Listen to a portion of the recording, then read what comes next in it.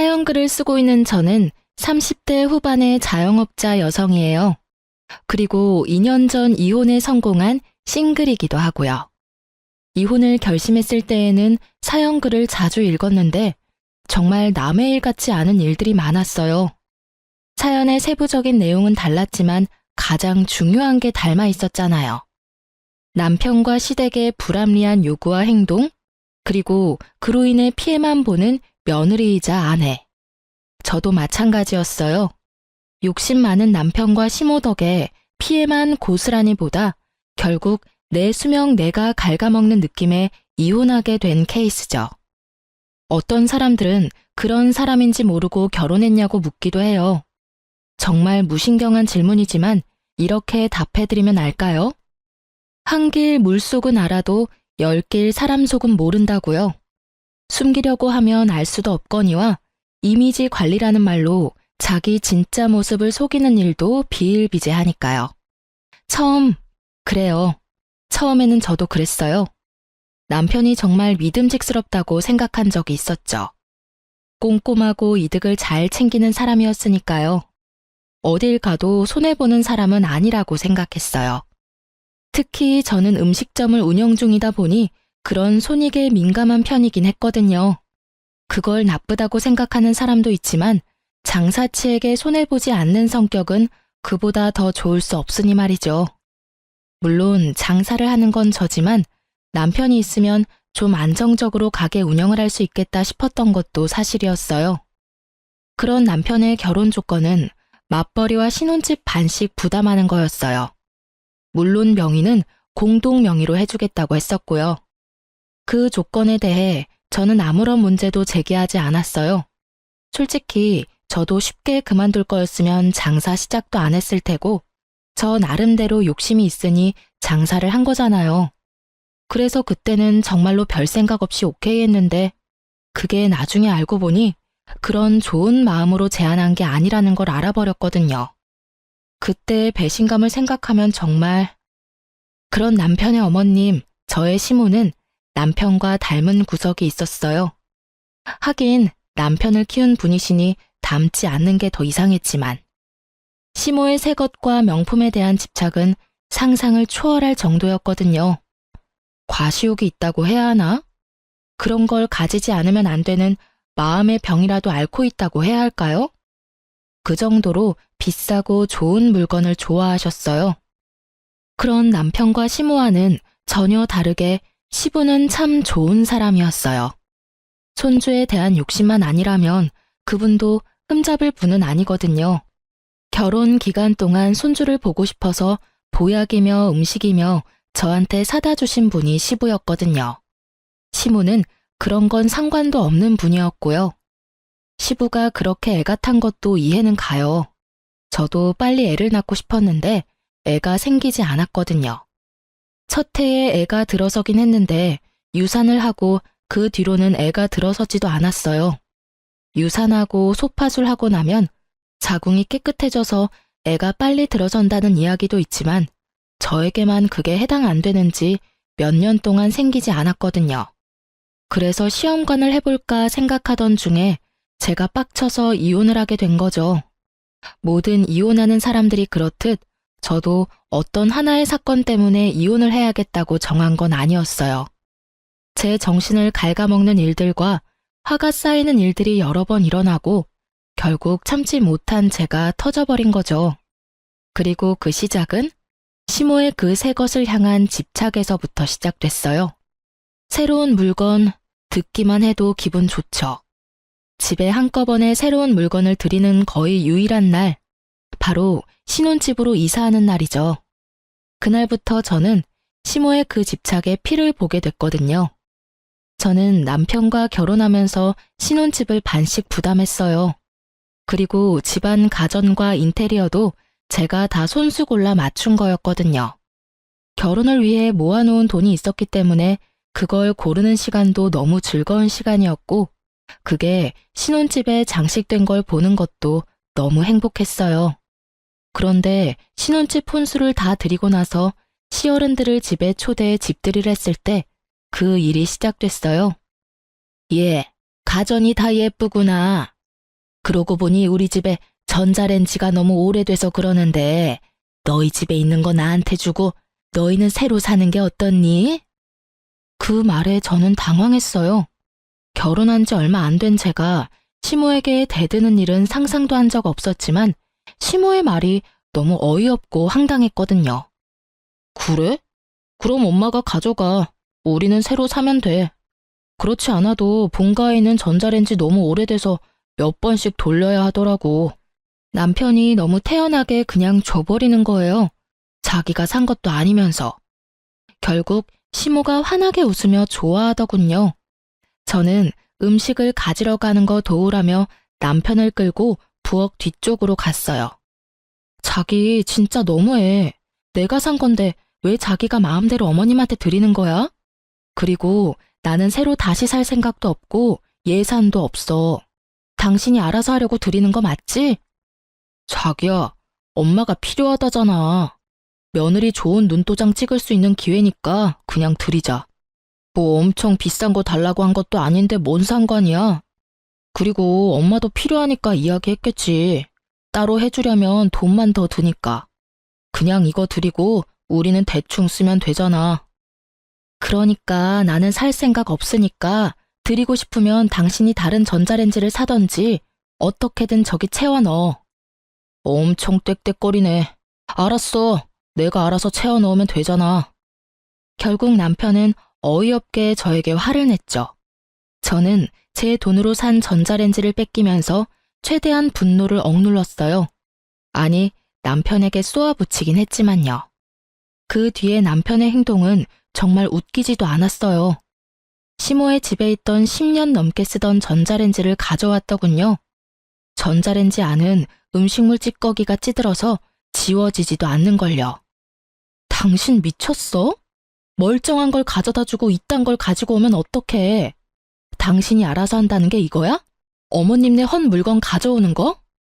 아직 쓸만해. 쓸 수 있는 거 버리는 것도 아깝고. 당신도 돈 쓰기 싫어했잖아. 그러니까 우리는 이걸로 쓰자고. 이제 됐지? 나 여기 제대로 전자레인지 채워 넣었다. 그렇게 말하는 남편 놈을 보는데 속이 터져버리겠더라고요. 그런데 그 뒤로 시모가 저희 집에 오면 새 가전이 몽땅 헌 가전으로 바뀌는 마법 같은 상황을 겪게 됐어요. 제가 몇 번이나 남편에게 제발 그러지 말라고 하면 남편은 저를 시부모 공경할 생각이 전혀 없는 나쁜 년으로 몰아가더군요. 그러던 중에 제가 TV를 새로 샀어요. 75인치 무척 큰 TV를 말이죠. 저희 집에는 TV가 없었어요. 처녀 시절 제가 사용하던 커다란 모니터를 TV 겸으로 사용했는데 가게에 그 모니터가 필요하게 됐거든요. 그래서 그걸 가져가는 대신 TV를 사기로 한 거였죠. 좋은 TV라 이번에는 남편이 그냥 넘겨주지 않겠다 싶었는데 이번에도 제가 없을 때 시모 집에 그 TV를 갖다 줘 버렸더라고요. 저는 남편과 결국 크게 싸웠어요. 당신 도대체 왜 이래? 내가 사온 것들만 골라서 어머님한테 갖다 드리고 있잖아. 당신 돈 한 푼 들어간 것도 없는데 내가 왜 돈 써가면서 우리 집 재산 남한테 다 날려야 하냐고. 우리 엄마가 남이야? 너 말을 참 웃기게 하네. 야, 시어머니야. 어머니가 달라고 하면 그 정도는 줄 수 있는 거 아니야? 네가 잘 벌면 얼마나 번다고 유세야? 그래, 일하면서 돈 좀 만지니까 시어른들은 눈에 보이지도 않지? 어른 공경할 줄을 몰라요. 그러니까 네가 싸가지 없다는 이야기를 듣는 거라고. 뭐? 무슨 말을 그따위로 해? 미친놈아. 그리고 넌 TV를 시댁에 갖다 주고 고장난 걸 가져오는 게 어딨어? 머리는 장식으로 달았니? 집구석 꼴을 좀 봐. 여기 멀쩡한 가전이 어디 있어? 다 오래되고 사갔고. 게다가 이번에는 수리가 필요한 고장난 것까지. 너 나랑 결혼한 게 너희 집안 세간살이 바꾸려고 한 거였어? 말 참 이쁘게 한다. 미친놈? 남편한테 미친놈이 뭐야? 그리고 좀 오래돼도 다 멀쩡한 거라고. TV는 살짝 맛이 갔지만 그래도 수리하면 충분히 쓸만하고. 그래, 근데 어쩌나? 난 수리비 이제 더 이상 안 낼 거거든? 지금부터 이 집에 돈 들이는 일 절대로 없을 거야. 나 돈 낼 생각 전혀 없어. 내 돈으로 산 가전 다 시모에게 뺏기고 신혼집이 거지굴이 됐는데 내가 왜 돈을 써? 그냥 이렇게 살자. 이제부터 가전제품 고장나면 절대로 돈 안 쓸 테니까 그렇게 알고 생활하자. 됐지? 결국 제가 남편을 반협박하고 나서야 남편 놈은 투덜대며 움직이더군요. 절대로 자기 돈 써서 수리 안 하려던 남편이었는데 결국 수리를 위해 사람을 불렀고 업자에게 한 소리 들었어요. 이걸 고쳐서 쓸 바에는 하나 새로 사서 쓰는 게 나을 것 같다고요. 제 말이요. 오래된 데다가 부품도 없고 수리비가 더 들 거라는 말을 듣고서야 남편 놈은 제 눈치를 슬금슬금 보더라고요. 저는 그 눈빛을 모른 척 했어요. 이번에 수리비 내주면 시모에게 새 거 다 내주는 버릇 절대 고쳐지지 않을 거라고 생각했거든요. 수리비가 상상 이상이었는지 남편은 결국 TV를 수리하지 않았고 그 뒤로 하나하나씩 시댁에서 바꿔온 가전이 고장나기 시작했어요. TV, 김치냉장고, 세탁기가 고장났어요. 이거 전부 시댁에서 바꿔가지고 온 거였거든요. 수리를 안 하니 저도 답답하더라고요. 남편은 아무 생각 없는 듯 보였고요. 진짜 어떻게 해야 하나 싶었는데 그때 제가 가져온 에어컨까지 말썽을 부리게 됐어요. 에어컨은 오래돼서 하나 사야 하긴 했는데 고장이 나니 열 많은 남편도 참을 수 없었는지 자기 돈으로 새 것을 주문했더라고요. 한여름 저는 남편이 없는 날 일부러 시모를 집에 불렀어요. 그리고 시모는 거실 한켠에 서 있는 새 에어컨을 보더니 역시나 그걸 달라고 하더군요. 자기네 집 에어컨이 너무 오래돼서 못 쓰겠다고 말이죠. 그리고 며칠 뒤 업자가 에어컨을 떼갔어요. 시댁으로. 그날 저녁 남편이 집에 와서 발견한 건 어머님네 있던 낡은 에어컨이었죠. 그걸 보던 남편이 저한테 화를 내더군요. 이거 뭐야? 내가 산 에어컨 어디 갔어? 당신 설마 에어컨 갖다 팔았어? 무슨 소리야? 그걸 내가 왜 팔아? 어머님 며칠 전에 왔다 가셨거든? 에어컨 달라고 하시더라고. 안 된다고 하려고 했는데 당신이 그때 나한테 그랬잖아. 시어른 공경 안 하는 싸가지 없는 년이라고. 그래서 그냥 드렸어. 내가 산 것도 아닌데 뭐 별 문제 없잖아. 안 그래? 제 말에 남편 얼굴이 터질 것처럼 붉어지더군요. 근데 왜 화를 내? 내가 뭘 잘못했어? 당신이 여태껏 하던 대로 했는데 욕 얻어먹는 건 좀 아니지 않나? 에어컨 돈 몇 푼 한다고 그냥 하나 더 사면 되잖아. 안 그래? 에어컨이 얼마나 비싼데. 나도 큰맘 먹고 산 거고 아직 할부도 안 끝났어. 아니, 할부 시작도 안 했거든? 그건 내가 알 바가 아니지. 당신이 알아서 해야 할 일이고. 그렇게 열받으면 당신이 시댁 가서 가져오면 되잖아. 뭘 그렇게 화를 내? 하긴 효자 아들 노릇이 쉽지는 않지. 당신이 책임지고 에어컨 돌려놔? 내가 왜? 어머님이 가져가신 건데? 그렇게 말하면 당신도 책임지고 내가 샀던 가전들 다 돌려놓을래? 그거 해주면 내가 가서 에어컨 받아올게. 당신이 돌려받아야 하는 내 가전들 뭐인지는 알지? TV랑 김치냉장고랑 세탁기 그거 싹 다 원위치 시켜놓으면 에어컨 내가 어떻게든 원위치 시켜놓을게. 제 말에 남편이 갑자기 입을 꾹 다물더니 부글부글 끓는 모습으로 저한테 그러더군요. 당신 잘못도 있으니까 당신도 돈 좀 내. 시댁에 가서 가져오는 게 싫었는지 남편은 새로 하나 사려고 생각하더군요. 돈이 남아도는지 저는 그래서 그런 생각하지 못하도록 쐐기를 박았어요. 미안한데 친정집에 건조기 한 대 놔드리기로 했거든? 그래서 돈이 없어. 친정에 내가 내 돈으로 효도하는 거니까 뭐라 하지는 말고. 당신이 항상 하던 거잖아. 물론 당신은 내 돈으로 시댁에 효도했지만 솔직히 나중에는 우리 엄마한테도 당신이 시댁에 하던 것처럼 효도해 줄 거라고 생각하고 있어. 그러니까 시댁에 많이 갖다 줘.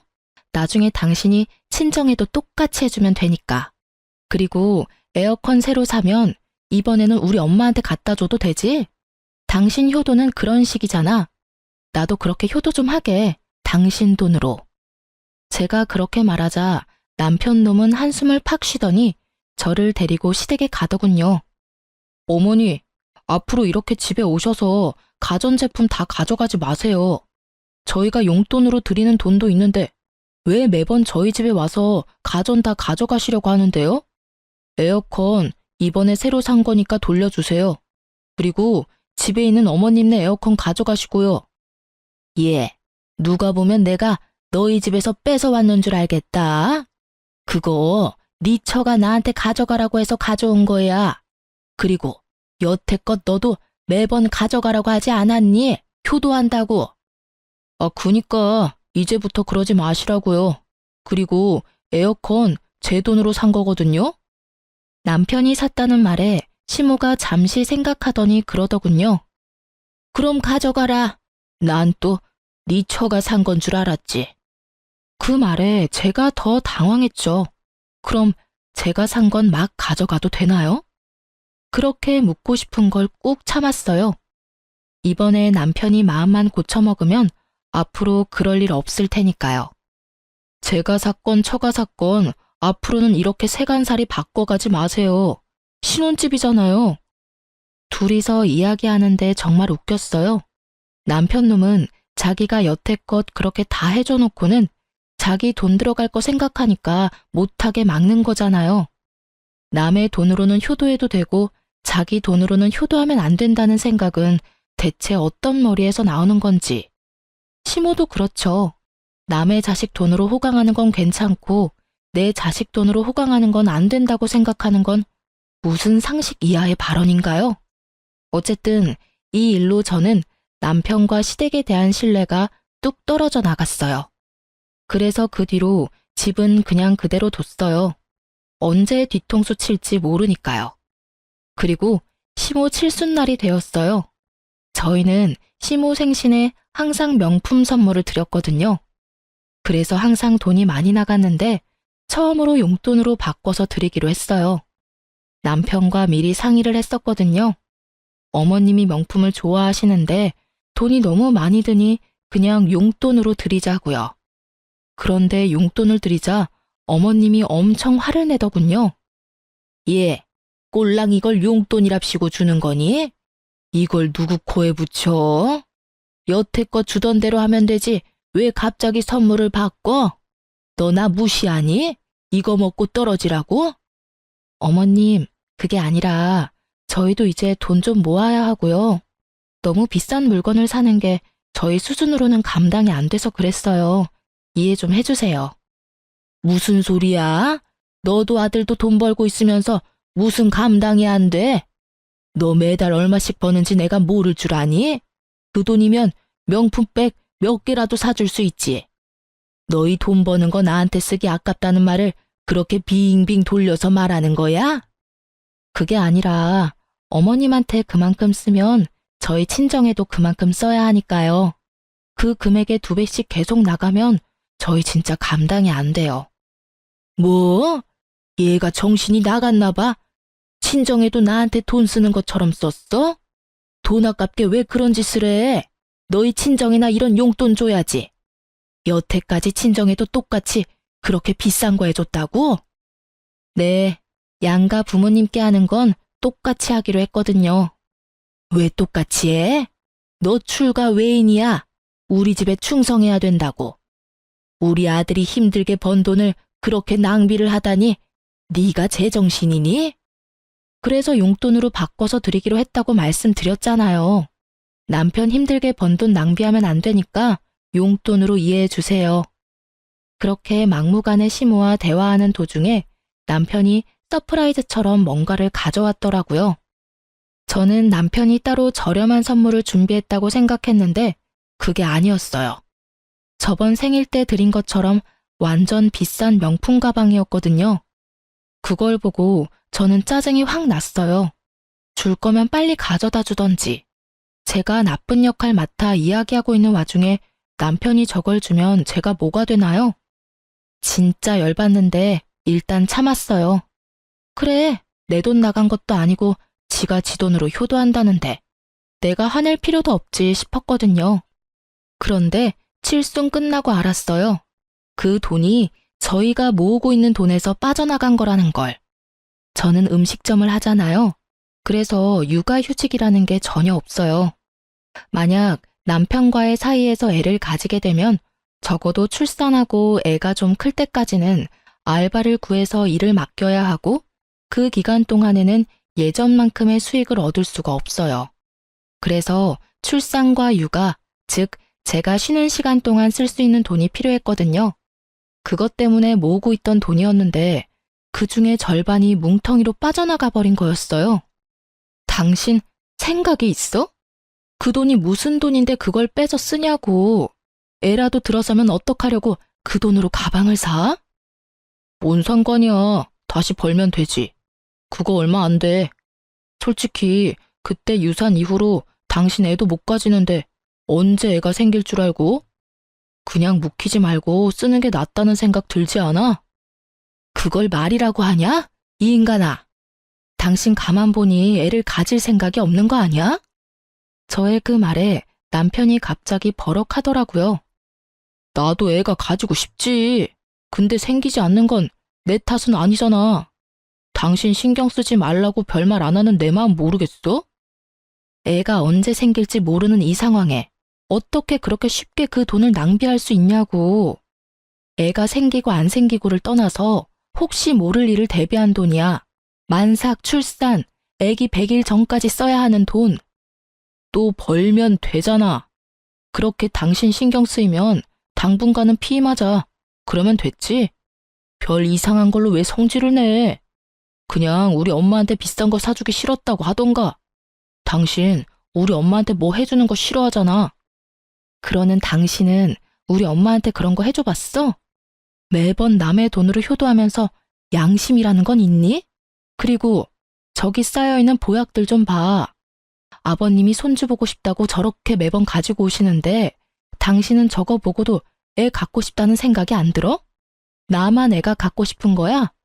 시험관 하러 가자고 해도 절대 안 간다 그러고. 문제가 있으면 해결을 봐야 할 거 아냐. 문제가 없을 게 뻔하니까 안 가는 거지. 됐어. 더 이상 그 이야기 하지 마. 결국 남편은 짜증만 내고 나가버렸어요. 저는 너무 열받고 황망한 마음에 주저앉아 울어버렸고요. 돈 때문만은 아니었어요. 그 돈이 어떤 용도로 쓰이는 건지를 알면서도 그걸 냉큼 가져다 썼다는 게 이해가 안 갔거든요. 게다가 다른 곳에 쓴 것도 아니고 또 시모에게 명품을 선물하다니. 욕은 저 혼자 다 얻어먹고 남편 놈은 남의 돈으로 효자된 상황이었으니 짜증이 나기도 했고요. 신경을 너무 쓰니 아랫배가 살살 아파왔어요. 산부인과로 가야 할지 비뇨기과로 가야 할지 내과로 가야 할지 몰라서 비뇨기과 간호사인 제 친구에게 전화를 걸었어요. 여보세요? 너무 오랜만이다. 혹시 너 아직도 그 병원 다녀? 그럼 지금은 비뇨기과에서 일하고 있어. 왜? 혹시 남편한테 무슨 일이 있어? 남편 아니고 내가 아파. 남편이랑 애 문제로 좀 다투는 바람에 스트레스가 쌓이는 건지 아랫배가 살살 아파서 방광염인 것 같아서 진료 좀 보려고. 애가 크기 시작하면 다툴 수밖에 없지. 서로 어느 정도 양보는 해야 하는데. 사실 우리 아직 아기 없어. 안 생겨서 이번에 시험관 해보려고 생각 중이거든. 너 아직 애가 없어? 갑자기 친구가 엄청 놀란 목소리로 저한테 되묻더라고요. 처음에 유산 한번 하고 난 다음부터 애가 들어서지를 않아서. 그러고 보니 너도 시험관 한다고 하지 않았어? 애는 생겼어? 친구에게 그렇게 물었더니 얼떨떨하게 말하더라고요. 근데 이런 말 해도 되나 싶은데 네 남편 1년쯤 전에 우리 병원 와서 정관 수술하고 갔는데 당연히 애가 생겨서 수술한 거 아니었어? 뭐? 그 이야기에 저는 너무 깜짝 놀랐어요. 남편이 왜 정관 수술을 했냐고요. 저는 너무 놀라서 친구에게 진짜 남편이 정관 수술한 게 맞냐고 물었고 친구는 정말이라고 말하더라고요. 당시에는 자기도 시험관 때문에 바빴고 그런 이야기하는 것도 민망해서 이야기를 안 했다고 하더라고요. 하지만 결혼식장에서 본 얼굴과 이름이 너무 똑같았다고 하더군요. 게다가 지금 일하는 직장도 남편 회사 근처였어요. 저는 친구와 전화를 끊고 폭발 직전의 머리로 남편에게 지금 당장 집에 오라고 소리쳤어요. 남편은 제가 그 돈 쓴 것 때문에 화났다고 생각했는지 오지 않겠다고 말하더라고요. 나 당신 정관 수술한 거 알았으니까 당장 튀어와. 안 오면 우리 이제 끝이라는 것만 기억해. 그렇게 일방적으로 내 할 말만 하고 전화를 끊고 나서 20분 만에 남편이 집으로 튀어왔더군요. 본인도 굉장히 당황한 눈치였어요. 제가 어디서 그걸 알았나 싶었겠죠. 당신이 그 돈 쓴 거 이제야 이해가 되네. 아이가 생기지 않을 걸 알고 있었으니까 쓸 수 있었을 테지. 이야기해봐. 왜 정관 수술한 거 나한테 숨겼어? 내가 아이 원해서 시험관이라도 하겠다고 했을 때 내가 하자 있는 몸이라고 말하고 다니면서 너 도대체 무슨 생각으로 정관 수술하고 있었냐고. 여보, 어디서 무슨 소리를 들었는지 모르겠지만 나 진짜로 그런 수술 안 했어. 나는 정말로 깨끗한 몸이야. 거짓말을 하시겠다. 세상이 얼마나 좁은지 모르지. 당신이 정관 수술하러 간 병원에 우리 결혼식 때 왔던 내 친구가 일하고 있었거든? 그 친구가 말해주더라. 당신 정관 수술했다고. 이유를 말해. 내가 납득이 갈 만한 이유를 말하라고. 여보, 진짜 다 당신 생각해서 그런 거야. 당신 몸도 안 좋고 돈 버는데 애까지 가지면 얼마나 몸이 축나겠어. 그래서 당신 몸 상태가 좋아지고 나면 애 낳는 게 좋을 거라고 생각했지. 거짓말 그만해. 내 몸 상태가 그 어느 때보다 좋은데 지금. 그럼 내가 생각하는 게 뭔지 알려줄까? 정말로 그렇게 생각하기는 싫은데 설마 당신 나 돈 버는 기계 취급하는 거야? 그래서 돈 못 벌게 되는 애는 귀찮으니까 애 못 가지게 하려고 정관 수술한 거지? 당신한테는 애초부터 가정을 꾸리겠다는 생각 자체가 없었어. 맞지? 여보, 내가 왜 그런 생각을 해? 아니야, 나 진짜로 그런 거 아니고 당신 생각해서 그런 거야. 그러면 수술하기 전에 나한테 말했어야지. 날 생각했으면 나한테 밝혔어야지. 내가 아등바등 그 돈 모으면서 아기 언제 생기나 매번 임신 테스트기 하고 있을 때 내 모습 보면서 느낀 게 아무것도 없다는 거야? 내가 매번 헛짓거리하고 있는 걸 보면서 아무 말 없이 뒤에서 키득키득 웃으면서 애가 생기는 건 내 탓이라고, 내가 몸이 안 좋아서 그런 거라고 말하던 당신 모습 지금 생각하니까 정말 소름 돋는다. 어떻게 그런 짓을 저지를 수가 있어? 애가 갖기 싫으면 한마디만 하면 될 걸. 뭐하러 여태껏 애 만들고 싶어 하는 척 한 거야?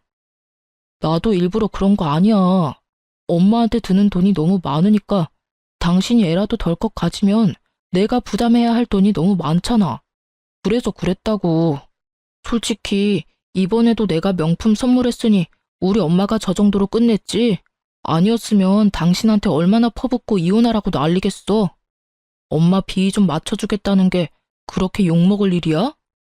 이 말에 저는 나오려던 눈물이 뚝 끊겼어요. 이 새끼는 자기가 무슨 소리를 짓거리는지도 모르고 있더라고요. 그걸 지금... 너 지금 정관 수술한 걸 어머님 탓으로 돌리는 거야? 어머님 비위 맞추려면 돈이 많아야 하고 그 돈 때문에 정관 수술했다는 말이지 지금? 그래서 너한테 잘못은 단 하나도 없다. 이 말이지? 지금 네가 짓거린 망언이. 망언이 아니라 진짜 그렇잖아. 내가 나 잘 살자고 그랬겠어? 너 잘 살자고 그랬겠지. 어머니 비위 맞추고 싶었으면 네 돈으로 하면 됐잖아. 내 돈으로 실컷 비위 맞췄으면서 그게 날 위한 거다? 날 위한 거면 내가 모은 돈을 건들면 안 됐지. 그리고 정관 수술도 하면 안 되는 거였고. 안 되겠다. 우리 이혼해. 나 당신이랑은 못 살겠어. 소름 돋고 징그러워서 같은 공간에 있기도 싫거든? 난 이혼 안 해. 못 해. 내가 왜 이혼을 해야 해? 정관 수술한 거 보건 수술할 테니까 좀 기다려줘. 그리고 그 명품 가방도 엄마한테 말해서 다시 받아와서 돌려놓을게. 통장 메어놓으면 되잖아. 그러니까 이혼은 하지 말자. 당신 하자는 대로 임신도 하고 그럼 되잖아. 다 필요 없어. 아버님이 주신 한약 지금 당장 차에 실어. 저는 남편 차에 시부가 사준 임신 한약을 싣고 시댁으로 향했어요. 시가에 말하고 정식으로 이혼하려고요. 시부모님도 자기 자식이 남의 자식한테 어떤 짓을 했는지 똑똑히 보셔야 할 테니까요. 시댁에 도착하니 시모가 마중을 나오시더군요. 너희 여기 무슨 일이냐? 연락도 없이. 어머님, 저희 이혼하기로 했어요. 오늘 그 말씀 드리러 온 거예요. 이혼? 갑자기 이혼을 왜 해? 너 지금 얘랑 헤어지고 다른 사람 만날 수 있다고 생각하니? 착각하지 마. 너 벌써 30대 후반이고 제대로 된 남자 만나기 힘들어. 우리 아들만큼 괜찮은 애가 어딨니? 돈 따박따박 잘 벌어와 너한테 살뜰하게 잘해. 그렇다고 내가 너를 괴롭히니? 너 우리 집 와서도 설거지 한 번 시킨 적 없어. 그리고 경조사 아니고는 부르지도 않잖니. 뭐가 부족해서 이혼이야? 나는 이혼 허락 못해. 너희 이혼하고 나면 내 선물은 이제 누가 사줘? 앞으로 받아야 할 것들이 얼만데 그게 다 줄어드는 일이지 않니? 그 이야기를 듣는데 정말 숨이 턱 막히더라고요. 하긴 그쪽으로 저를 괴롭힌 적은 없죠. 다만 저희 집 세간살이 다 가져다 이 시댁에 옮겨 놓았을 뿐이고 제 돈으로 명품 가방으로 치장하고 다닐 뿐이죠. 저는 너무 어이없고 열받아서 시모를 무시하고 시부에게 제가 가져온 임신 잘 되는 한약부터 돌려드렸어요. 갑자기 이게 다 무슨 일이냐? 이혼은 무슨 이야기고 이 약들은 또 왜 다 들고 왔어? 아버님, 약 너무 감사하게 여태껏 잘 먹었는데요. 이제 필요 없게 된 것 같아서요. 아버님은 모르시는 것 같으니 알려드리려고 왔어요. 저희 이혼하는 거 다른 문제도 있지만 이게 제일 커요. 남편, 아이 못 가져요. 벌써 정관 수술한 지 좀 됐거든요. 저 모르게 묶었더라고요. 애 안 낳으려고요. 그래서 계속 임신이 안 됐더라고요.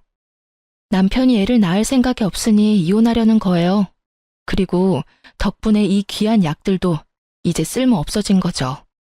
그래서 돌려드리러 온 거예요. 뭐? 네가 잘못 알고 있는 거 아니냐? 설마 아들이 그런 짓을 했겠어? 멀쩡한 사내 자식이 왜 그런 짓을 해? 너 말해봐라. 네 입으로 직접 말해. 정말로 정관수술했어? 아버지, 그게... 나는 그런 의도로 그런 게 아니고... 아이씨, 나도 다 시켜서 한 거예요. 저는 유달리 조용한 시모를 보고 있었어요. 남편 말에 시모 얼굴이 굳더군요. 설마 했어요. 정말로 설마. 누가 그런 걸 너한테 시킨단 말이야? 시부는 열이 받아서 남편 등짝을 두드려 패며 남편을 추궁했어요. 아마 남편이 거짓말을 한다고 생각한 모양이었어요. 엄마가 시켰어, 엄마가. 와이프 애 가지면 돈 나올 데 없다고 애 당분간 가지지 말라고 해서 잠깐만 묶었다고요. 이 이야기에 정말 최악의 기분을 맛봤어요. 여태껏 겪은 일도 최악 중에 최악이었는데 말이에요. 시모가 시켰다는 말을 들으니 한 번에 정리가 쫙 되더라고요. 화는 그리 안 났어요. 화는 저 대신 다른 사람이 너무나 많이 내줬거든요. 뭐? 당신 설마 진짜로 아들한테 정관수술하라고 시켰어? 당신이 정신이 있는 여자야? 어떻게 하나뿐인 아들 대를 끊어먹을 생각을 해? 그것도 돈 때문에? 당신이 죽고 못 살도록 아끼는 저 명품 때문에? 제가 그러라고 한 건 맞지만 요즘 세상 좋아져서 복구 수술하면 다시 돌아온다고 했어요. 그러니까 큰일 아니에요. 며느리가 일 크게 만드는 것뿐이라고요. 뭐가 큰일이 아니야? 멀쩡한 사내 새끼를 고자로 만들었는데 이 할망구가 벌써 노망이 들었나? 암튼 난 잘못한 거 없어요. 임신 안 되는 건 며느리 탓이지 아들 탓도 아니고요. 당신은 왜 매번 나한테만 그 난리예요? 아직도 당당하게 군다 이거지? 아직도 지금 이게 얼마나 큰 문제인지 모른다 이거지? 내가 오늘 당신한테 이게 얼마나 큰일인지 보여줄게. 시부가 씩씩거리더니 서랍장에서 가위를 꺼내더군요. 그러더니 안방으로 들어가자 시모가 비명을 지르며 따라갔어요. 여보, 여보, 그건 안 돼요. 아이, 제발. 아이, 내 소중한 가방, 내 물건들. 우리 집안 대 끊어먹으려던 할망구한테 이딴 물건들이 가당키나 해? 내가 오늘 이거 다 찢어버리고 당신 내쫓아버릴 테니까. 사치스러운 면이 있어도 다 참고 살았어. 내가 모를 줄 알았어? 당신이 이런 비싼 거 좋아하는 거. 내가 다 알면서도 참았다고. 그런데 뭐? 하나뿐인 아들한테 정관수술을 시켜? 에라이 정신 나간 여자야. 이딴 것 때문에 손주도 못 만들게 해? 시부는 열이 받을 대로 받았는지 비싼 가방과 옷만 골라 북북 찢어버렸죠. 그리고 시모는 그 모습을 보더니 비명을 지르며 그 자리에 주저앉아버리고요. 그런 시모에게 시부가 한마디 했어요. 나는 당신이랑 이제 못 살아. 당장 나가. 나는 당신이며 아들놈이며 꼴도 보기 싫어. 나 돌아올 때까지 이 집안에 있으면 강제로 끌어낼 테니까 알아서들 해. 시부는 씩씩거리며 화풀이를 끝낸 뒤에 나가버렸죠. 남아있는 건 망연자실한 시모와 눈치만 보는 남편이었어요. 저는 그런 남편에게 가서 말했어요. 이혼 소송하면 재산 분할 정확하게 할 거야. 신혼집에 들어간 돈 중에 절반은 내 거니까 준비해놔. 그리고 위자료도 청구할 테니까 그것도 알아서 하고.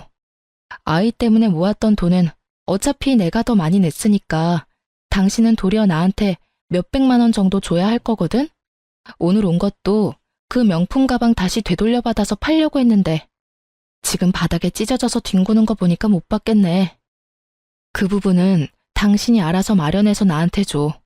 안 되면 그것도 소송할 때 청구할 거야. 아, 그리고 우리 신혼집에 있는 가전은 당신이 써. 어차피 나는 가져갈 생각 없거든. 그러고 보니 잘 어울리겠네. 당신이나 어머님이나. 그 집에 어머님 덕분에 헝 거 고장난 거밖에 없는데 당신이나 어머님이나 버림받고 나면 헝 거 될 거잖아. 잘됐다. 거기서 어머님이랑 둘이서 잘 살아. 야, 너 무슨 말을 그딴 식으로 해? 내가 틀린 말 했니? 넌 고장난 거, 어머님은 헝 거 맞잖아. 고자된 너랑 아버님이랑 이혼하게 된 어머님 딱 맞는 것 같은데? 제 말에 남편은 완전 열폭해서 성질을 내더군요. 다 무시하고 시댁에서 나왔어요. 저희 집에 가서 제 물건 싹 다 챙겨서 친정으로 옮겼고요. 그 뒤로 꽤나 지루한 시간 동안 이혼 소송이 진행됐어요. 남편 놈이 저 몰래 정관 수술한 거는 혼인관계를 유지할 수 없는 명백한 사유로 인정되어 손쉽게 위자료를 받을 수 있게 됐어요. 이혼이 완료되고 정말로 자유의 몸이 됐을 때는 기쁠 줄 알았는데 의외로 좀 허탈한 기분이 들긴 하더군요. 저런 놈이랑 사느라고 내 인생에 이 황금 같은 시간을 허비했나 싶어서요. 그런 제 마음을 잘 붙들어준 건 가족이었죠. 친정 부모님과 오빠가 없었다면 정말 힘들었을 거예요. 가족들과 함께 있으면서 가게도 잘 되고 저는 점점 자리를 잡아갔어요. 그리고 전 남편 소식을 소문으로 들었어요. 남편의 친구가 제 친구와 부부였거든요. 친구 말로는 전 남편이 저한테 줄 돈을 마련하기 힘들어서 결국은 신혼집을 팔았다고 하더라고요. 그걸로 돈을 마련해서 저에게 주고 월세를 따로 얻어 시모와 둘이서 살고 있었다고 해요. 시부가 모든 것을 안 날 이후 시모가 결국 시부에게 이혼당했거든요. 그런데 집을 팔고 남은 돈으로 시모가 또 전 남편 몰래 명품 가방과 옷을 샀다고 하더라고요.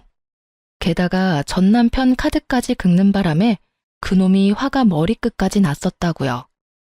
명품 가방 환불하려고 했는데 시모가 절대 가방 못 찾도록 숨겨버린 바람에 전 남편이 그 빚 갚느라 투잡을 뛰고 있다고 했어요. 그 이야기를 듣는데 얼마나 웃긴지. 와이프 돈으로 효도할 때는 그게 얼마나 큰 돈인지 몰랐으면서 자기 돈으로 명품 사주는 거는 그렇게나 싫었나 봐요.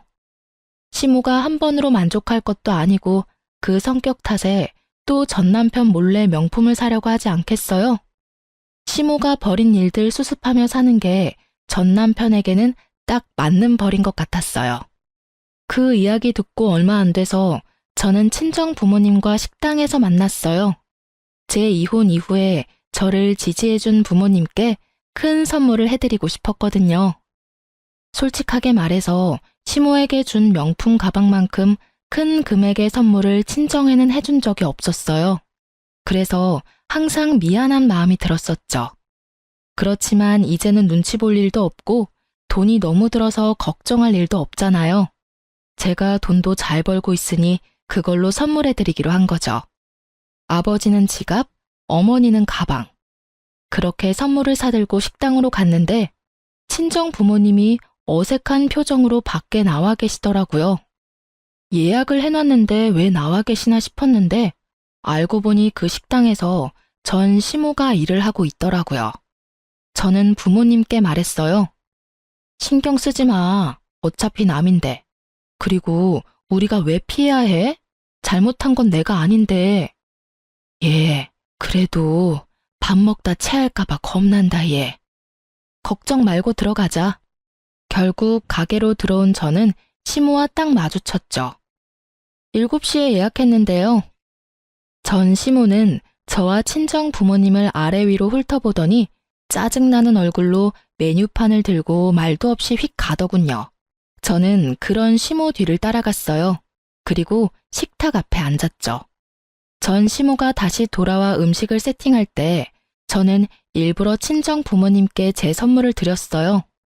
엄마, 아버지, 나 이혼 후에도 믿고 지지해줘서 너무 고마워. 두 사람 덕분에 가게 정말 잘 되고 있고 돈도 이전보다 더 잘 벌게 된 것 같아. 그래서 이번에 내가 두 분 선물을 좀 준비해봤어. 여기 엄마는 명품 가방, 아버지는 명품 지갑. 엄청 비싼 건 아니지만 그래도 가격 꽤 하는 거야. 여태껏 내가 산 것 중에는 제일 비싸. 이거 매일 하고 다니면서 딸이 해준 거라고 자랑하고 다녀. 알았지? 제가 건넨 선물에는 명품의 로고가 확실하게 박혀 있었고 그걸 바라보는 시모의 표정이 너무 아련하면서도 짜증이 가득해서 너무 웃겼어요.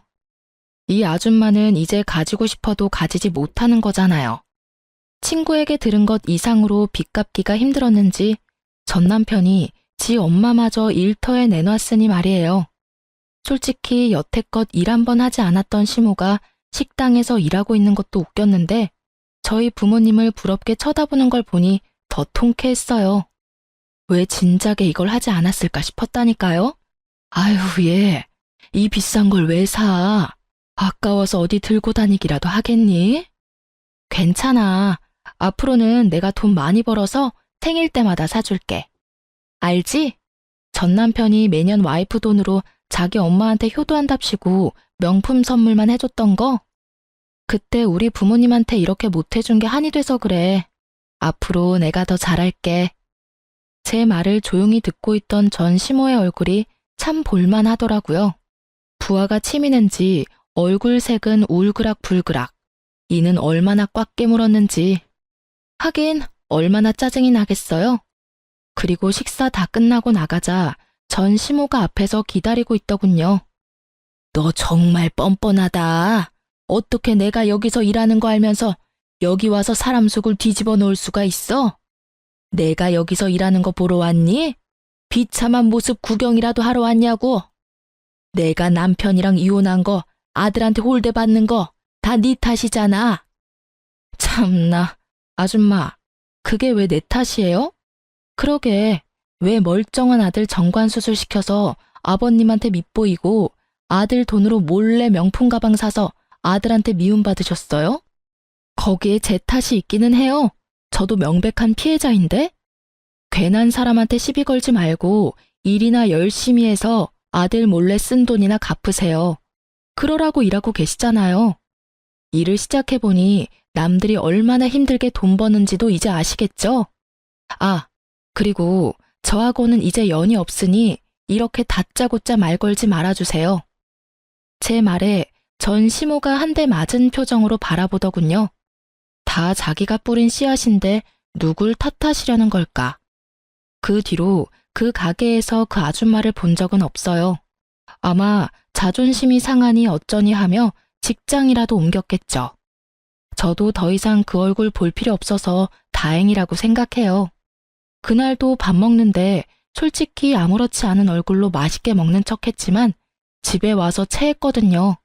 다시는 보고 싶지 않은 면상이니까요. 남의 돈으로 효자 노릇하는 남편 놈이나 남의 돈으로 호의호식하는 시모나 어찌 그리 똑같은지. 사연을 쓰면서도 그때의 두 사람이 떠올라 소름이 돋네요. 솔로가 된 저는 잘 지내고 있어요. 솔직하게 말하면 잘 지내지 못하면 안 된다는 마음으로 더 열심히 살고 있어요. 사연글 읽다 보니 제 사연도 한번 써볼까 하는 마음에 가볍게 써본 글이라 두서가 없네요. 그래도 시간 내서 글 읽어주셔서 감사합니다. 오늘도 다들 좋은 하루 되세요.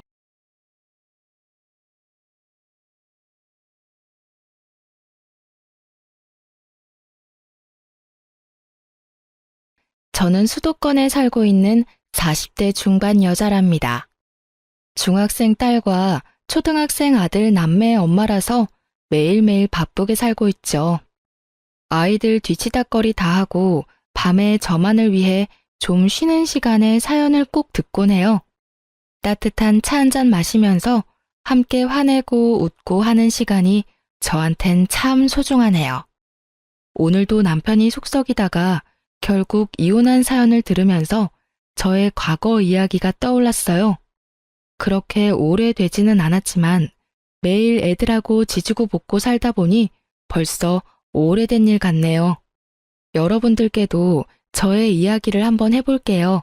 한번 재미있게 들어주세요. 저는 딱 30살에 선우로 남편을 만났어요. 친척 어른들의 소개로 만난 거여서 처음부터 좀 조심스러웠고 몇 번 만나고는 이대로 결혼하나 보다 그런 생각을 했죠. 남편도 크게 다르지 않았나 보더라고요. 1년도 안 되게 만나다가 결혼했고요. 두 집안도 비슷한 수준이고 남편도 대기업 다녀서 미래도 괜찮았고요. 불타는 사랑을 하진 않았지만 서로 존중하며 좋아하는 마음 가지고 결혼까지 진행했어요. 그렇게 아이 둘 낳고 키우고 지내는 사이 15년이 후딱 지나가더군요. 나 오늘 회식 가서 늦게 들어올 거야. 당신은 오늘 칼퇴 맞지? 유준이 자기가 데려와. 다음에 이사라도 되면 아주 한 달 내내 회식하겠네. 팀장 됐다고 일주일에 몇 번을 회식을 하는 거야? 당신 같은 철밥통은 몰라. 내가 이 자리까지 올라오려고 얼마나 눈치를 봤는지 몰라서 그래? 이 정도 축하도 못 받아? 알았어, 축하해. 앞으로도 파티 계속해. 그거 가지고 또 삐지기는. 남편은 드디어 몇 년째 원하던 팀장이 됐고 연봉도 높아졌다고 아주 신나하더라고요. 저는 대학교 졸업하고 바로 공무원 시험에 붙어서 지금까지 공무원을 하고 있답니다. 아이 둘도 건강하고 공부도 곧잘하고 집 대출도 거의 다 갚았고 양가 부모님과도 사이 좋았고요. 정말 걱정이 없고 넉넉하기만 한 시절이었어요.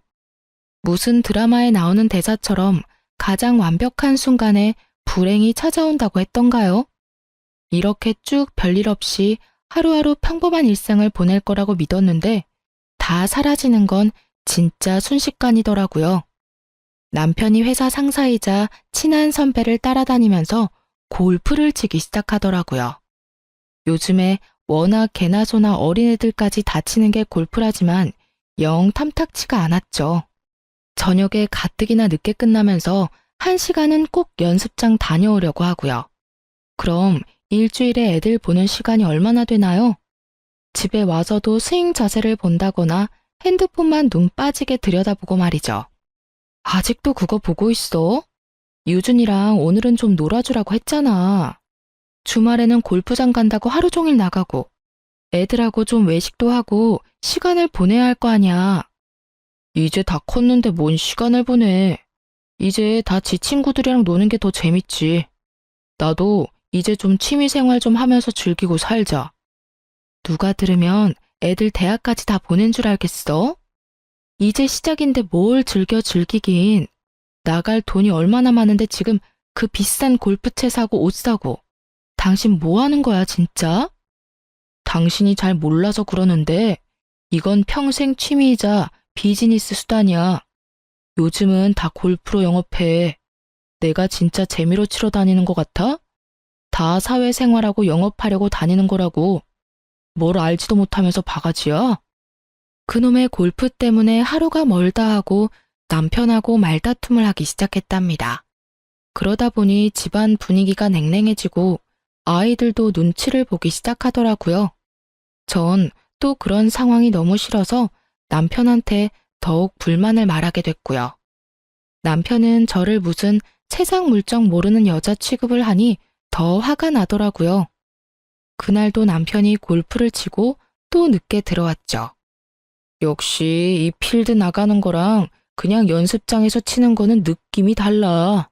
스트레스가 확 풀렸어 아주. 저와 애들은 남편의 말에 대꾸도 하지 않았죠. 애들은 제 눈치를 보다가 방으로 휙 들어가 버렸어요.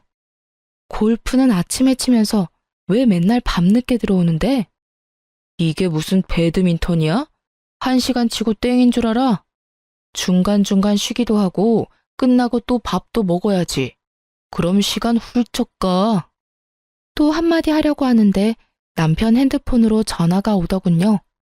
남편이 슬쩍 제 눈치를 보더니 베란다로 나가서 전화를 받더라고요. 거의 20분을 통화하고 들어와서 하는 말이 가관이었어요. 나 다음 주 일요일에 골프 가도 되지? 배 이사님이 같이 가자네. 중요한 비즈니스 기회라고 하면서. 언제 필드 나가면서 나한테 말한 적 있어? 그냥 휙 가버렸으면서 이번엔 왜 이렇게 허락을 맡아? 더 수상하네?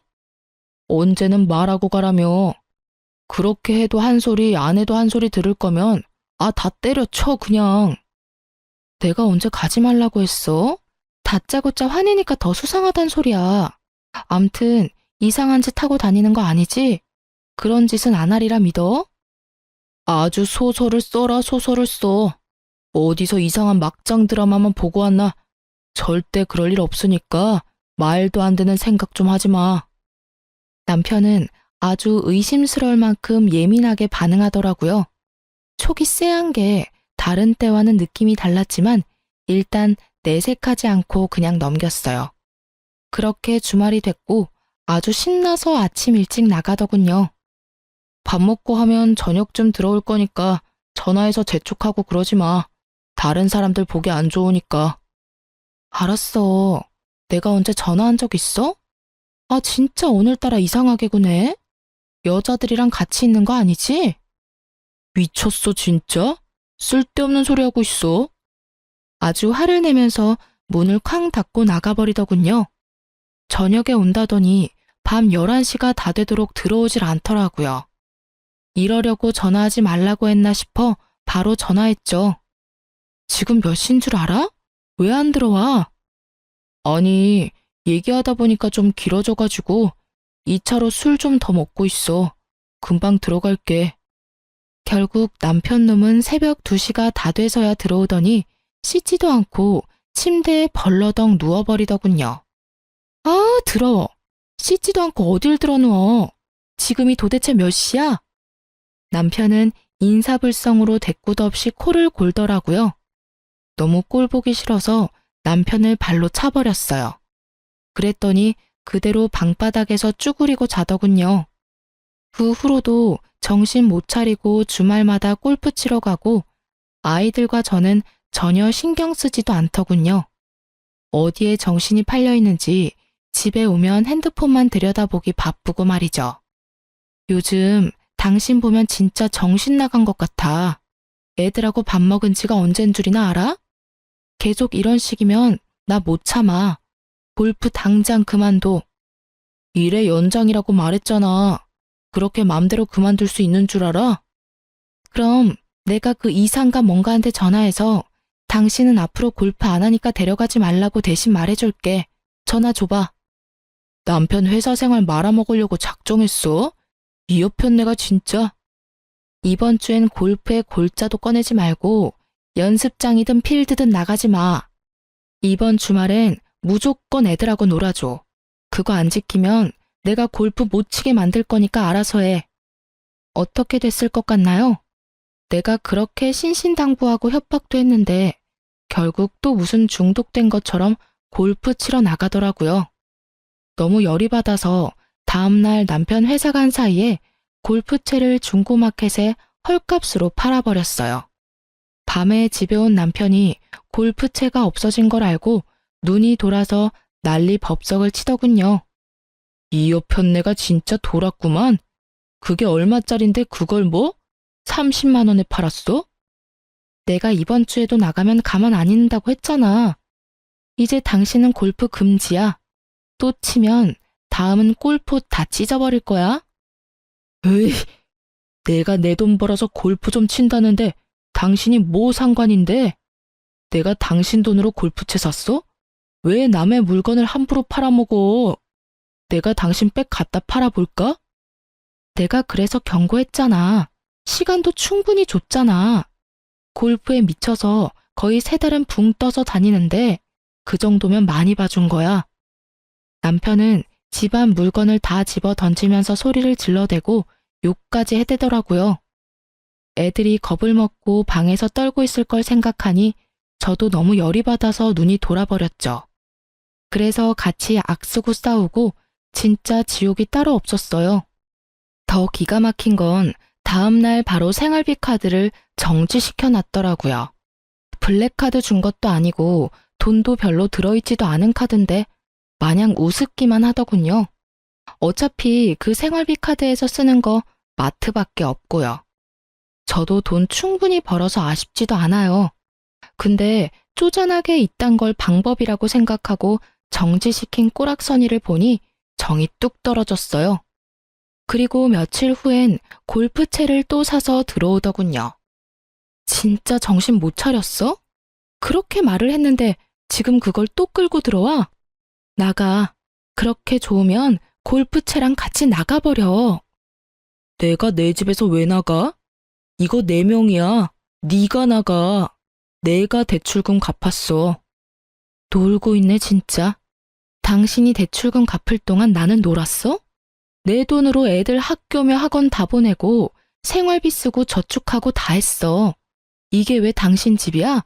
웃기고 있어 진짜? 그래, 절이 싫으면 중이 떠나야지 어쩌겠냐. 나간다 나가. 남편은 진짜 골프채만 가지고 집을 나가버렸어요. 그 후로 3일 정도를 집에 안 들어오더군요.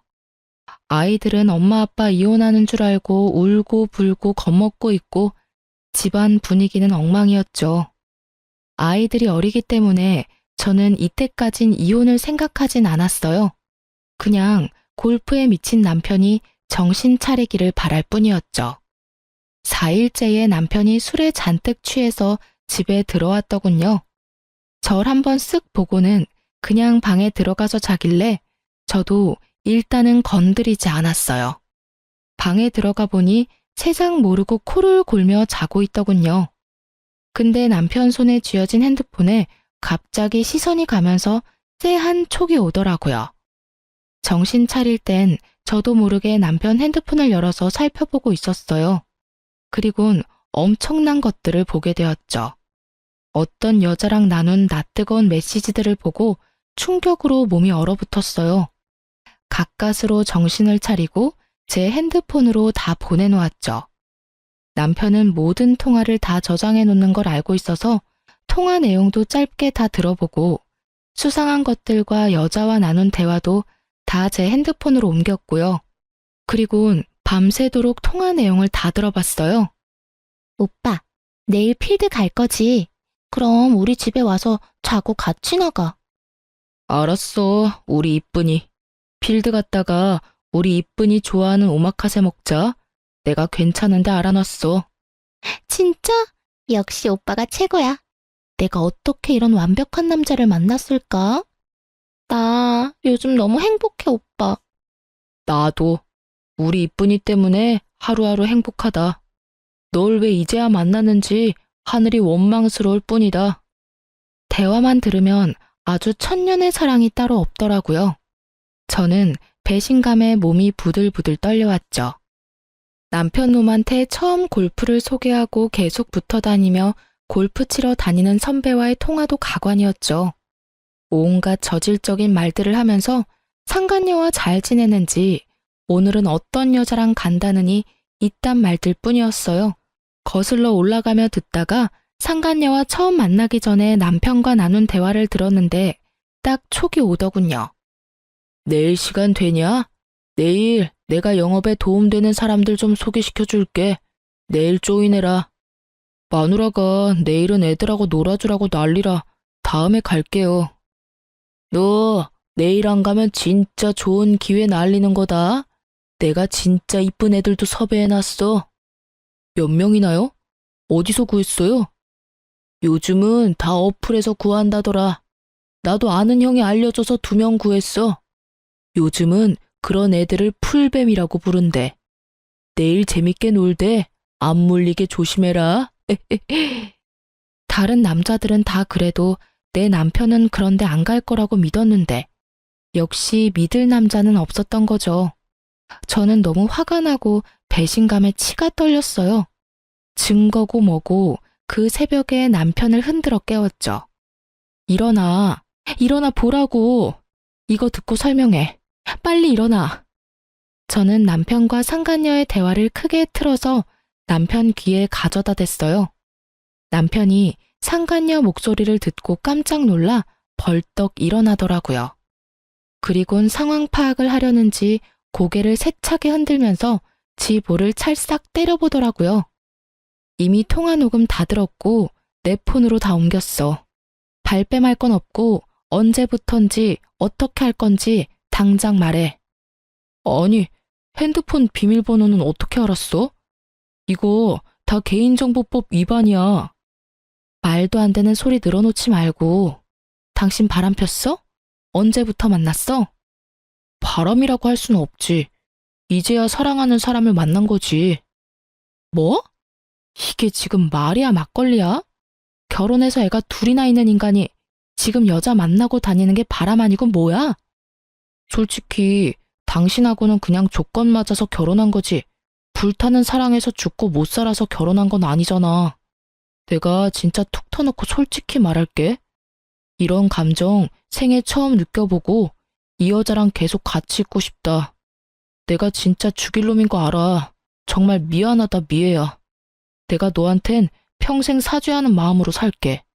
나 지금이라도 사랑하는 여자랑 한번 살아보고 싶다. 그래서 지금 여자에 미쳐가지고 네 자식들 다 버리고 그 여자랑 살겠다 이거지? 나도 너랑 헤어지는 거 2팔 벌려 환영이야. 당신 뒤치다꺼리 안 하고 나 편한 대로 사는 게 더 좋지. 내가 그동안 참고 참은 건 우리 애들 때문이었어. 애들한테 아빠 빈자리 만들고 싶지 않아서 이 악물고 참아줬다고. 나도 우리 애들 생각해서 정리하려고 했는데 내 인생에 이런 사랑은 다시는 못 만날 것 같다. 나도 이젠 내 행복을 위해서 살고 싶다 미애야. 내가 돈이며 집이며 다 줄게. 그냥 나만 좀 놔줘. 골프 치려고 네 선배가 섭외한 여자들 중에서 만났지? 몇 달이나 만났다고 이 난리니? 아주 제대로 걸렸나 보네. 그래, 15년 산 마누라 버리고 자식 버리고 가서 어디 한번 불타는 사랑하면서 잘 사나 보자. 대신 다신 애들 얼굴 볼 생각하지 마. 여자 때문에 자식 버린다는 남자 더 볼 필요 있나요? 저는 남편한테 짐 싸서 나가라고 통보하고 아무 일도 없다는 듯이 애들 학교 갈 준비시키고 저도 출근했어요. 마음이 어지럽고 심란하긴 했지만 오히려 이젠 어떻게든 결정이 난 거니까 한편으로 속 시원하더군요. 지겨웠던 남편한테서 벗어나서 아이들이랑 사는 것도 생각해보면 나쁘지 않았고요. 무엇보다 남편 놈이 꼴보기 싫고 더러워서 절대 용서가 안 됐답니다. 남편은 짐 싸서 나간 뒤에 상간녀 집으로 갔는지 연락도 없고 집에도 안 들어오더군요. 저는 속이 너무 답답하고 혼자 이 상황을 해결해야 하는 게 너무 막막하고 겁이 나더라고요. 어떻게 해야 될지도 모르겠고 말이죠. 나이 많으신 친정 부모님한테 말하고 기대서 울 수도 없고요. 고민 끝에 저랑 친한 언니한테 털어놓았어요. 안 그러면 진짜 힘들어서 죽을 것 같았거든요. 그런 일이 있었으면 진작 말해야지. 혼자 끙끙 앓고 있었어? 거기다가 이혼까지 순순히 해준다고? 소송을 걸어서 두 인간을 아작을 내도 모자랄 판에 이 멍충아. 너무 화가 나서 다신 보기도 싫어서 이혼한다고는 했는데 그 인간은 나가서 깜깜무소식이야. 이대로 있어야 되는 건지 어떻게 해야 될지 모르겠어. 이 미친 인간, 네가 어떻게 했는데? 이제 와서 그 나이에 여자에 미쳐서 이혼을 하자고? 진짜 기가 막힌다 기가 막혀. 내가 가서 그 인간 흠칫 두드려 패줄까? 아니다. 그 기집애 만나자고 해. 내가 같이 가줄게. 언니가 이렇게 속 시원하게 말해주니까 힘이 된다 진짜.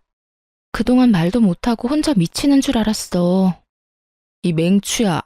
잘못한 건 그 인간인데 왜 네가 죽어가? 네가 당당해야지. 일단 증거는 다 갖고 있다고 했지? 우선 변호사 사무실 가서 다 보여주고 상담 먼저 받자. 그래야 이혼을 순순히 하든 상간녀 소송을 할 수 있는지 알 수 있을 거 아니야. 지금 같이 가자. 언니가 알고 있는 변호사 사무실에 가서 상담을 했어요. 저를 위로해 주시면서 차근차근 해결 방법을 설명해 주셔서 진짜 마음이 많이 차분해지고 앞으로 어떻게 해야 할지 명확해지더라고요. 제가 갖고 있던 증거로 충분히 상간녀 소송을 할 수 있어서 우선 바로 상간녀 상대로 소송을 진행했죠. 그랬더니 사랑 노름에 빠져 있다가 정신을 차렸는지 남편이 제가 일하는 곳까지 헐레벌떡 찾아왔더군요. 왜 전화는 안 받아? 제정신이야? 상간녀 소송을 걸다니 미쳤어? 그쪽이야말로 여자에 미쳐서 시간이 어떻게 가는지도 몰라? 이혼하자면서 왜 깜깜무소식이야. 서류 가져와. 당장 소송 취하해? 내가 그 합의금 줄게. 당신이 청구한 돈보다 더 줄게. 나이도 아직 어린데 빨간 줄 가게 할 일 있어? 30 중반이 어린 나이야? 20대도 아니고. 그 나이 먹어서 뭐 하는 짓인지. 아주 눈물겨운 사랑 나셨네. 나처럼 순순히 이혼해주는 것만 해도 감사한 줄 알아. 어따 대고 소송 취하하라 말아야? 내 직장에 함부로 찾아오지 마. 이혼 서류나 빨리 보내. 제가 그렇게까지 말했는데도 아주 그 여자한테 푹 빠져서는 이혼에 대해 상의하지도 않고 집에도 안 오더군요. 그래서 어이없게도 전화도 아닌 메시지로만 연락하면서 이혼을 진행했네요. 이혼 소송 확 해버릴까 했는데 남편이 전 재산 다 준다고 하고 이혼만 해달라는 입장이었기 때문에 오히려 소송을 하면 더 힘들게 싸우기만 할 게 뻔해서 참는 수밖에 없었죠. 지금 돌이켜보면 이 시기를 어떻게 버텼는지 모르겠어요. 친정에도 말 못하고 아이들 생각하며 정신줄 안 놓으려고 이를 악물고 살았답니다. 애들 마음도 헤아려주고 애들이랑 같이 있어주면서 안심을 시켜줬어야 했는데 제가 심적으로 너무 힘들고 지쳐서 애들 밥도 제대로 못 차려줬어요. 지금 생각하면 애들도 저한테 말도 못하고 지네들끼리 밥 먹고 학교 다니고 해서 참 힘들었을 것 같아 가슴이 아프네요. 남편 놈이 지 전 재산이라고 돈을 입금했더라고요. 누굴 바보로 하는지 금액을 보니까 헛웃음 나더군요. 바로 전화해서 쏘아붙였죠. 내가 당신 적금이랑 주식 얼마 있는 거 다 아는데 왜 그것만 보내? 주식 싹 정리해서 그 돈도 다 보내? 주식은 손해보고 있어서 다 팔 수는 없는데 어떻게 싹 정리를 해? 일단 적금 깬 것만 가져가. 이혼하기 싫은가 봐? 난 상관없어. 이대로 살아도 돼. 대신 당신 월급도 다 나한테 보내야 돼. 법적으로 내가 와이프니까. 그러면 네 애인이 네 옆에 계속 붙어 있겠어? 마이너스든 뭐든 상관없으니까 싹 정리해서 돈 보내. 당신 계좌 확인해보고 10원 한 장이라도 남아있으면 이혼 못해. 너 진짜 독하다 독해. 집 명의도 너한테 주고 내가 가진 돈도 다 줬는데 마이너스 난 주식까지 갖고 가고 싶어? 자식 버리고 가는 너보다 독할까? 긴 말하기 싫으니까 보내고 메시지 보내. 그럼 도장 찍어서 보내줄 테니까. 그래도 돈을 다 안 보내더라고요. 저도 질세라 이혼 도장 안 찍고 버텼죠.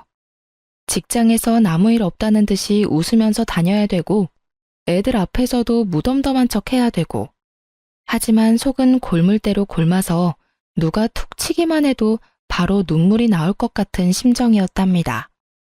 나 좀 놔뒀으면 좋겠는데 자꾸 저를 건드리더라고요.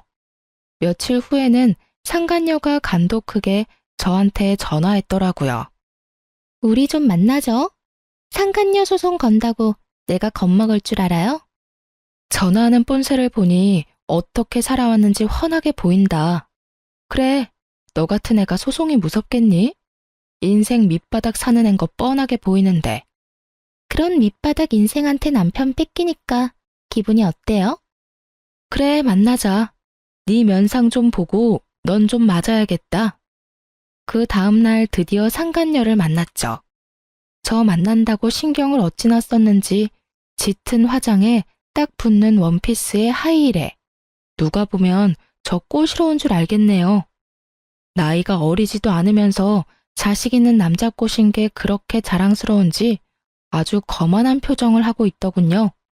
마치 지가 이겼다는 그런 표정이 역겨웠어요.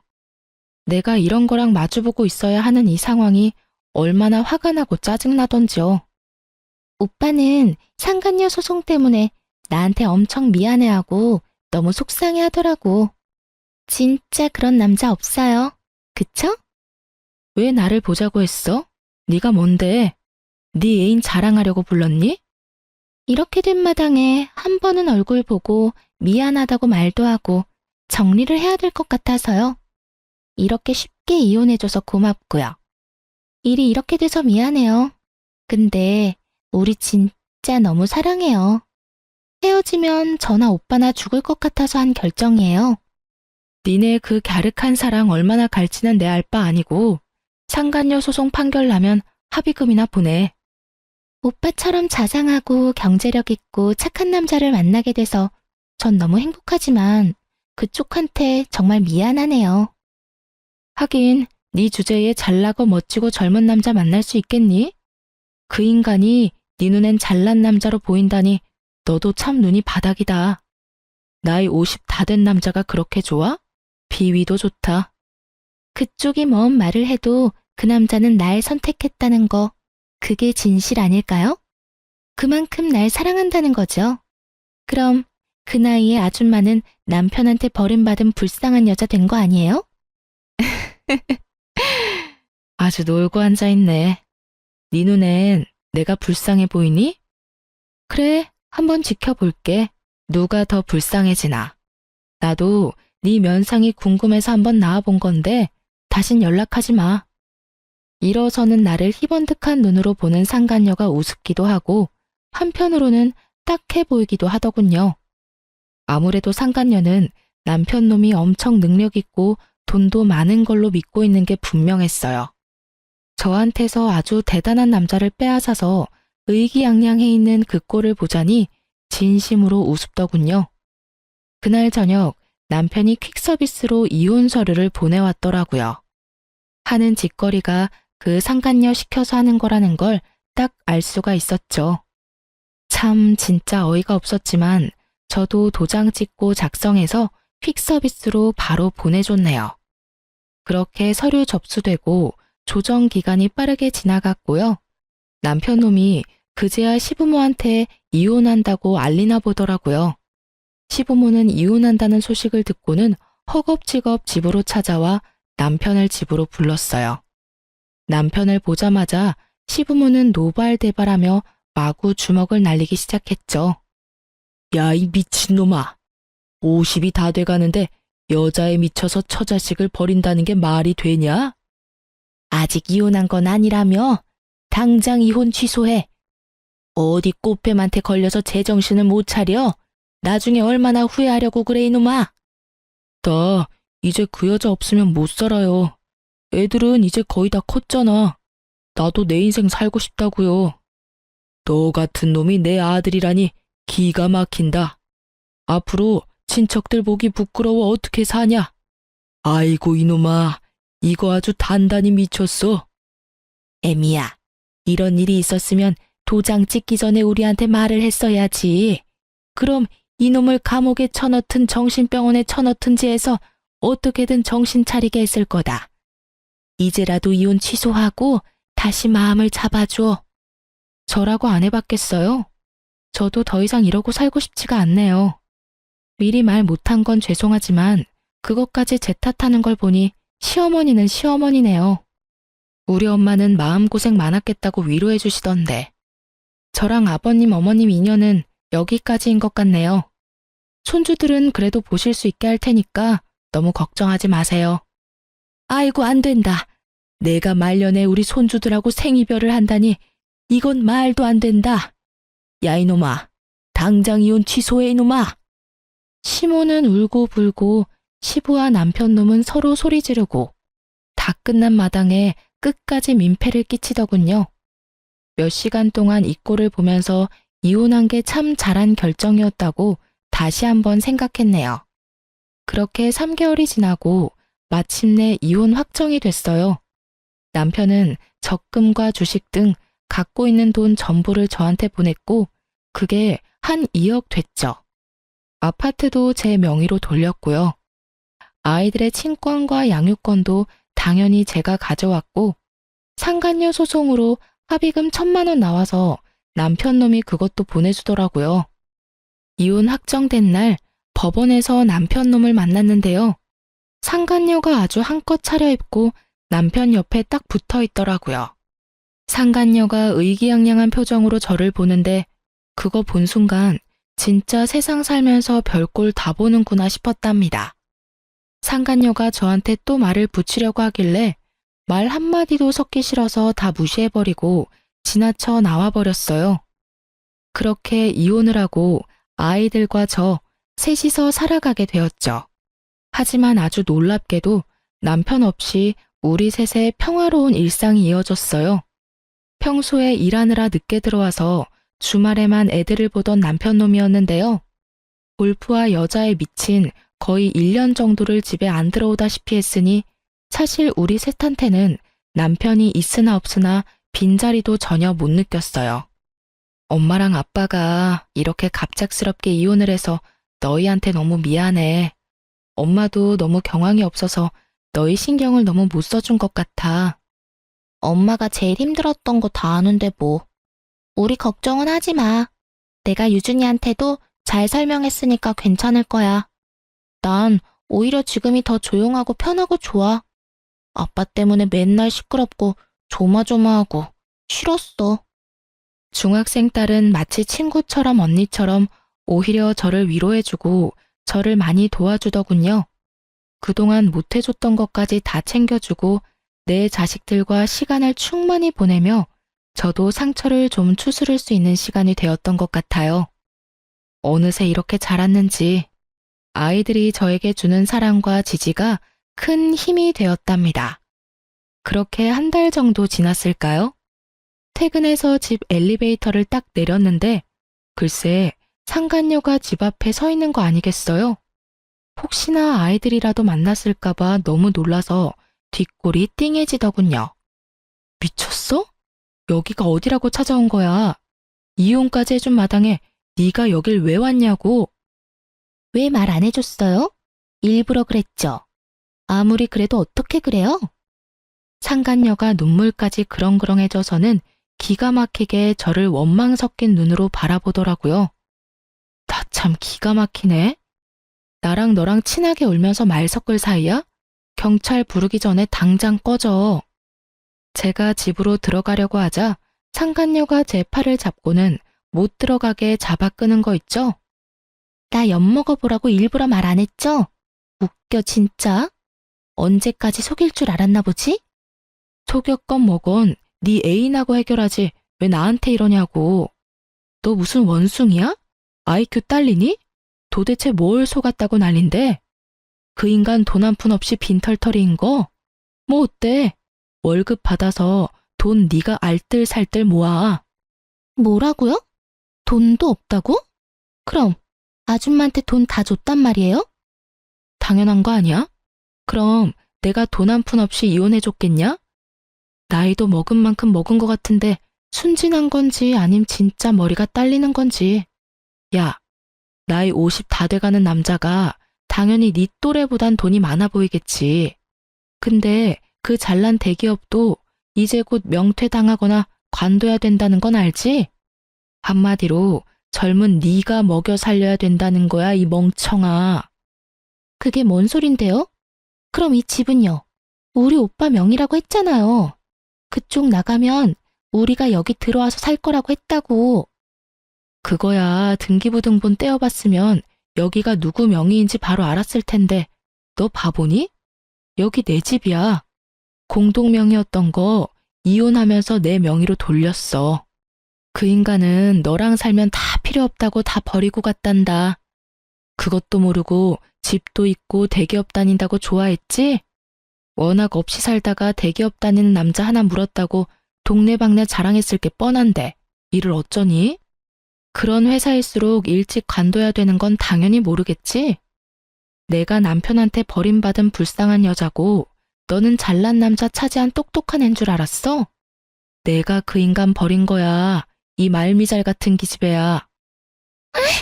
아니야. 대머리 주제에 돈까지 없다고? 이 아파트에서 살라고 인테리어도 다 알아봤는데.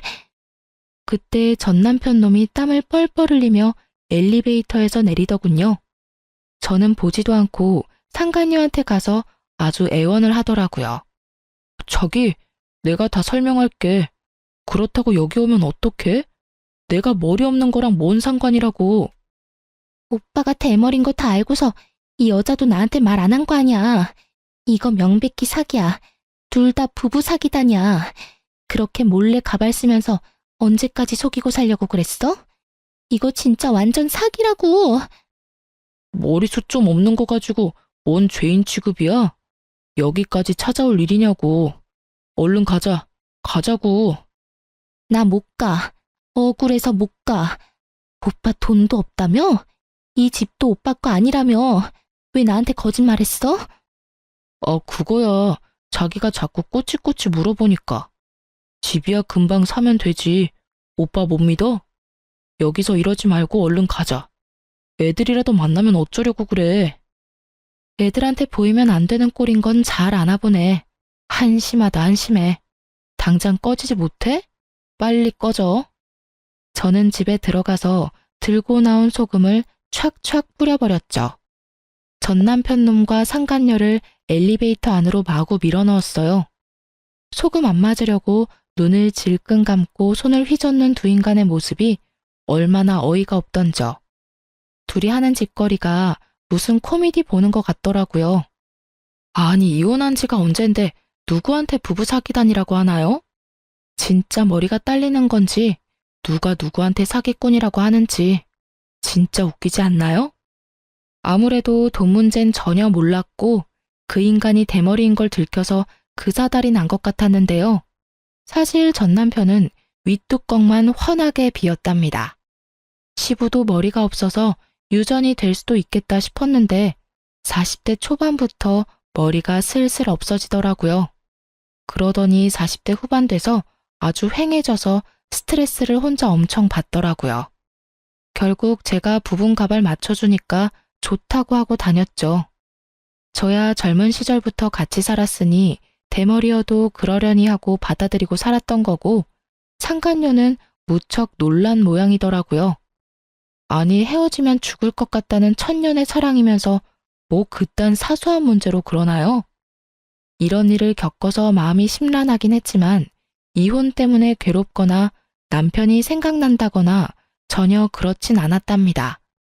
저런 덜 떨어진 인간이랑 늙어서까지 살지 않아도 되고 뒤치다꺼리 안 해도 된다는 사실에 오히려 얼마나 홀가분했는지 몰라요. 그렇게 몇 달 정도 지났을까요? 애들이랑 저녁 먹고 있는데 초인종이 울리더라고요.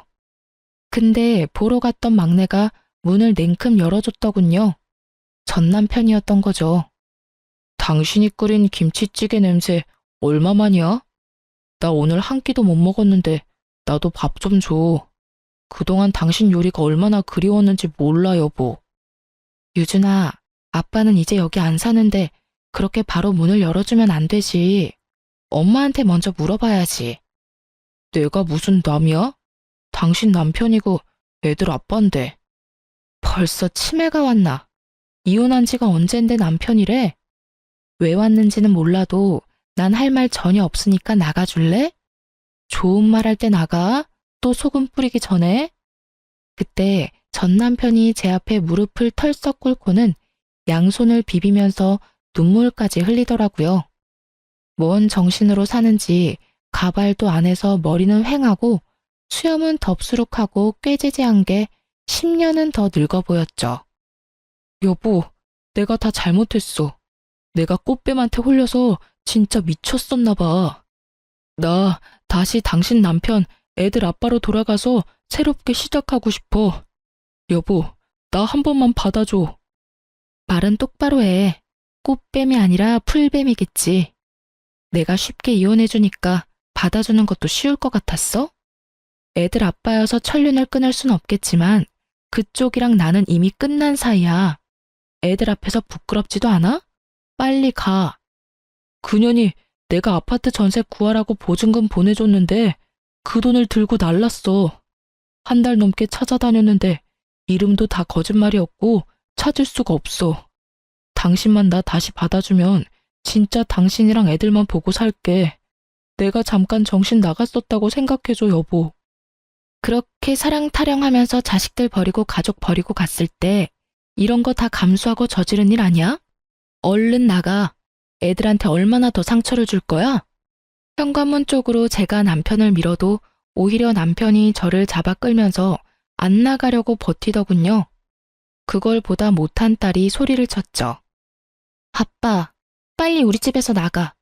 우리가 어리다고 아무것도 모를 줄 알았어? 난 그 여자랑 같이 시시덕대면서 집에 오는 것도 본 적 있어. 나랑 유준이가 아빠 엄마 싸울 때마다 방에서 얼마나 울었는지 알아? 이제 와서 아빠 힘들다고 다시 돌아온다고? 우리는 아빠 없이 행복해. 그러니까 가. 우린 아빠랑 안 살 거니까 빨리 가. 딸이 울면서 하는 말을 들은 전 남편 놈은 충격을 받았는지 한동안 멍해서 서 있더라고요. 제가 현관문으로 떠밀자 힘없이 나가더군요. 그동안 말이 없던 딸아이의 진심을 들어보니 제가 생각했던 것보다 훨씬 상처를 많이 받은 것 같아 저도 너무 놀랐답니다. 그 후로도 전 남편 놈은 아이들 마음을 돌리려고 몇 번을 집에 찾아왔지만 그때마다 딸아이가 저보다 더 남편을 차갑게 대하더라고요. 전 남편 놈도 사춘기 딸은 무서운지 딸아이 눈치 보기 바쁘고 5분도 못 버티고 그냥 돌아가더군요. 어느 날 딸아이가 이런 말까지 하더라고요. 엄마, 우리 딴 데로 이사 가자. 자꾸 아빠가 찾아오니까 불안하고 무서워.